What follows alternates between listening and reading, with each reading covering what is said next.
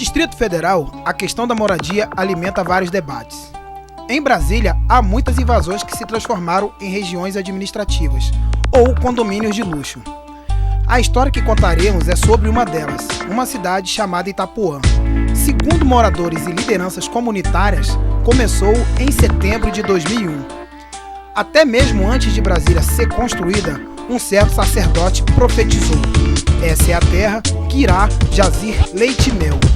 E o Itapuã não deixou de ter seu profeta, de barbas longas, cabelos compridos, fala fácil e um carisma digno de um popstar.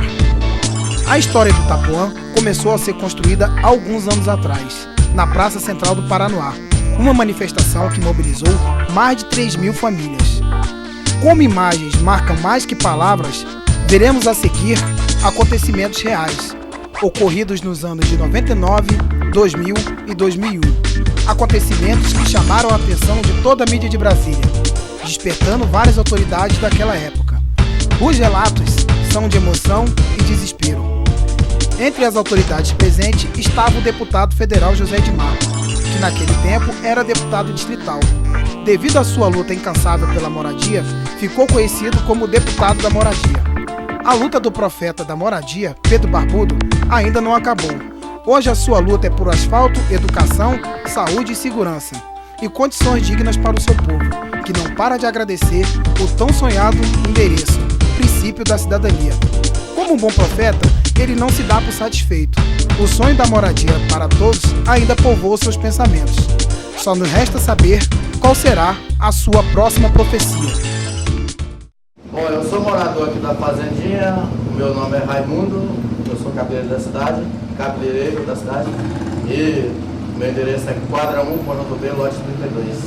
O que eu tenho para falar isso hoje é que nós viemos para cá e graças a Deus conseguimos, e estamos lutando aí com a força de todo mundo aí, que sempre está presente. Nosso amigo Pedro aqui sempre também dá força para nós, né? E sempre a gente está lutando para isso. Olha, eu acompanhei toda aquela história ali, com o movimento dos inquilinos, organizado pelo nosso companheiro Pedro Barbudo, e digo que o Itapuã foi uma conquista do movimento dos inquilinos pelo fato seguinte: o Pedro vivia com o movimento dos inquilinos no Paranoá para baixo e para cima, encantoado. Ele chegou a trazer o governador aqui no Paranoá, quando ele invadiu a Praça Central ali, com mais de 200 pessoas, mais de 20 mil pessoas mais ou menos, que estava com ela ali.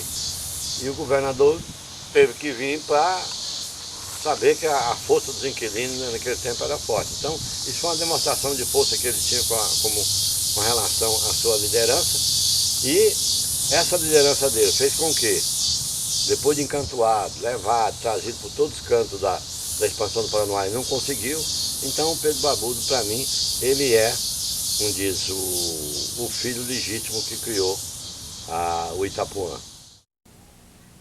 Eu não tenho lugar para morar, vai fazer 8 dias amanhã que eu estou aqui com as minhas crianças, eu não tenho para onde ir. Eu pagava aluguel, mas agora eu estou sem emprego, meu marido também está sem emprego. E o pessoal colocou a placa de alugar, então eu não tenho para onde ir. Eu só quero assim, mandar assim, um lembrete assim, para o governador, que quando ele estivesse no banquete do jantar dele, ele lembrar pelo menos da gente que está aqui, ó, passando frio e fome aqui, debaixo dessa barraca e calor. Eu quero deixar bem claro aqui, meu pessoal, que o nosso governador Roriz, ele não é um homem de prometer não, é um homem de ação, é um homem de fazer, e me deu garantia que vai vir aqui. Eu falei para ele que eu não vou sair desse acampamento, não vou tirar ninguém desse acampamento se não tiver a presença dele aqui. Aqui nós estamos dispostos a manter aqui, ficar aqui, por enquanto as barracas de papelão é de capim, igual você está vendo. Mas se nós tivermos que demorar mais tempo, eu vou pedir a esse povo que melhore suas barracas, que faça com madeirite e que continue aqui nesse espaço. Continue aqui nesse espaço. E nós só vamos sair daqui para um local definitivo. E eu tenho certeza que o nosso governador Roriz vai fazer com certeza. Eu quero saudar uma liderança expressiva que fez um movimento justo e democrático. E talvez por esse movimento me despertou muito de vir rapidamente aqui para resolver o problema do Paranoá, que é o Pedro Barbudo.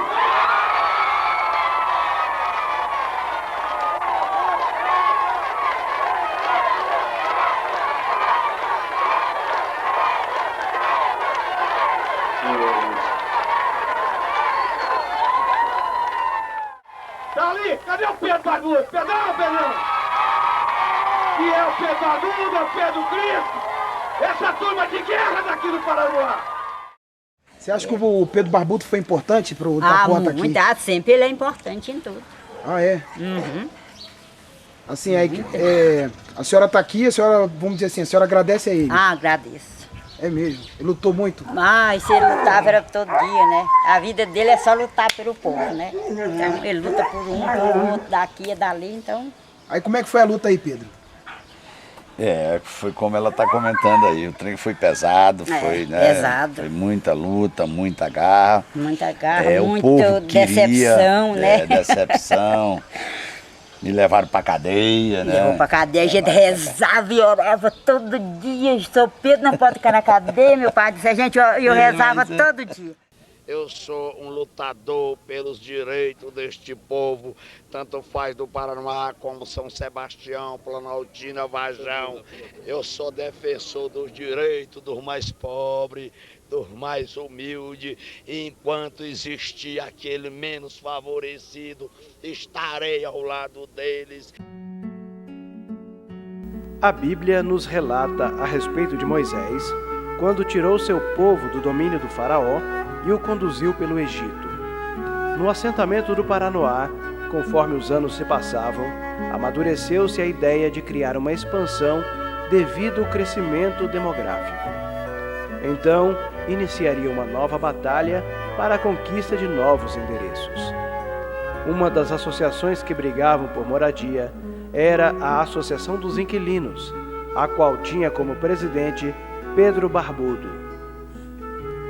A pressão era grande do povo em cima do presidente, o que levou Pedro Barbudo a fazer caminhadas para o reconhecimento do local onde surgiria a tão sonhada expansão.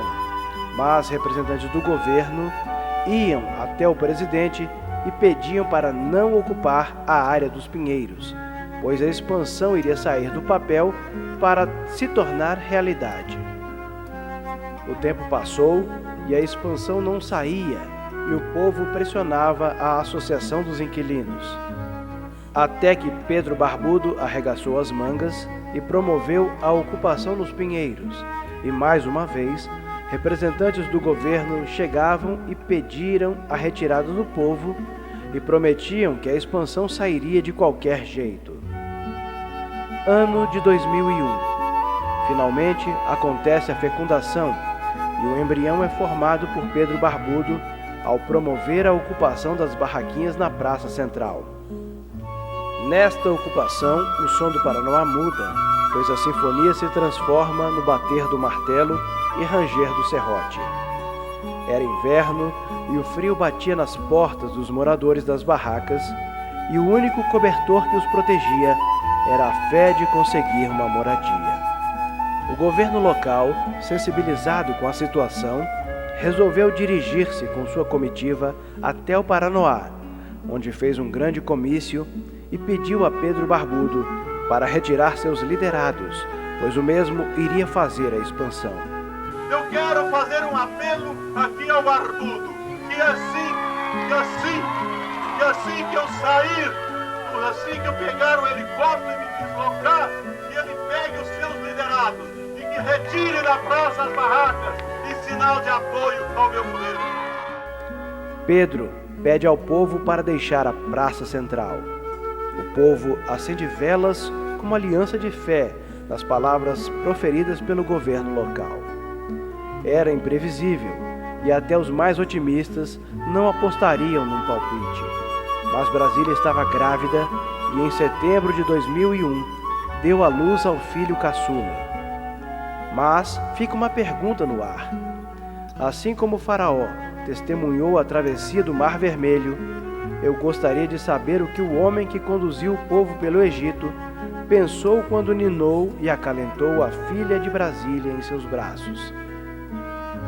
Acho que o maior poeta não saberia descrever. Os ventos sopram meus ouvidos e ouço o seguinte dizer, que a filha caçula de Brasília nasceu precoce porque nasceu com barba. Depois, oficialmente, receberia o nome de Itapuã, que do tupi-guarani significa pedra que ronca. Uma pena que ainda não foi devidamente simbolizado para que todos os seus moradores saibam a origem do seu nome. Após a ocupação, Pedro Barbudo é preso pela Polícia Federal e fica encarcerado por 13 dias. No dia de sua liberdade, Pedro é ovacionado por 3.000 pessoas na porta de sua residência e assim, através de lutas e batalhas, nasce a mais nova cidade satélite de Brasília.